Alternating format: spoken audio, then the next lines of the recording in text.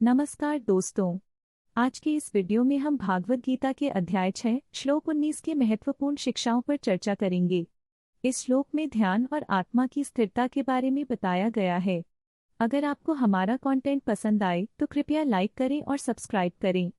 चलिए आज के इस ज्ञानवर्धक सफर की शुरुआत करते हैं।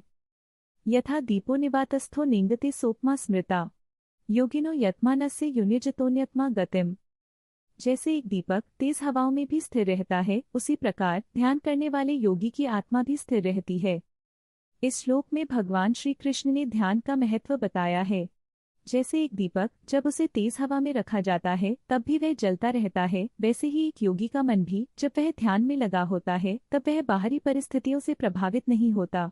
इस स्थिति को प्राप्त करने के लिए साधक को लगातार अभ्यास करना होता है ताकि वह अपने मन को नियंत्रित कर सके। यह स्थिरता अंतर्मुखी ध्यान के माध्यम से प्राप्त होती है, जिससे व्यक्ति अपने भीतर की गहराइयों में जाकर शांति और संतुलन प्राप्त करता है।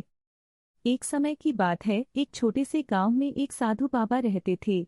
उनके पास एक छोटा सा चूहा था जिसका नाम था चीकू। चीकू बहुत चंचल और शरारती था। एक दिन गांव में एक बड़ा मेला लगा। सारे गांव वाले मेले में गए, लेकिन चीकू अपने ही खेल में मस्त था। अचानक उसने देखा कि एक बड़ा बाज उसके पास आ रहा है। चीकू डर गया और सोचा, अब मैं क्या करूंगा। चीकू ने तुरंत बाबा की ओर देखा।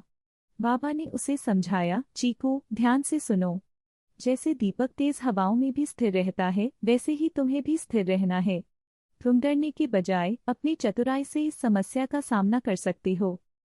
चीकू ने अपने डर पर काबू पाया और सोचा, अगर मैं साधु बाबा की बात मानूं तो मुझे क्या करना चाहिए। उसने अपने चारों ओर देखा, उसने एक छोटी सी छिपने की जगह खोजी। जब बाज उसके पास आया तो चीकू ने अपनी चतुराई दिखाई और वहां से भाग निकला। बाज ने उसे नहीं पकड़ा। चीकू ने अपने मन में बाबा की शिक्षाओं को याद किया। उसने ठान लिया कि उसे अपने डर को हराना है।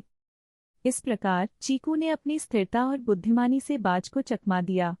बाबा ने मुस्कुराते हुए कहा, देखो चीकू, तुमने ध्यान और स्थिरता के महत्व को समझ लिया। इस कहानी से हमें यह सीखने को मिलता है कि जब हम अपने मन को स्थिर रखते हैं तो हम किसी भी चुनौती का सामना कर सकते हैं। अगर आपको यह कहानी पसंद आई हो तो कृपया लाइक करें और सब्सक्राइब करें ताकि हम और भी रोचक कहानियां आपके लिए ला सकें।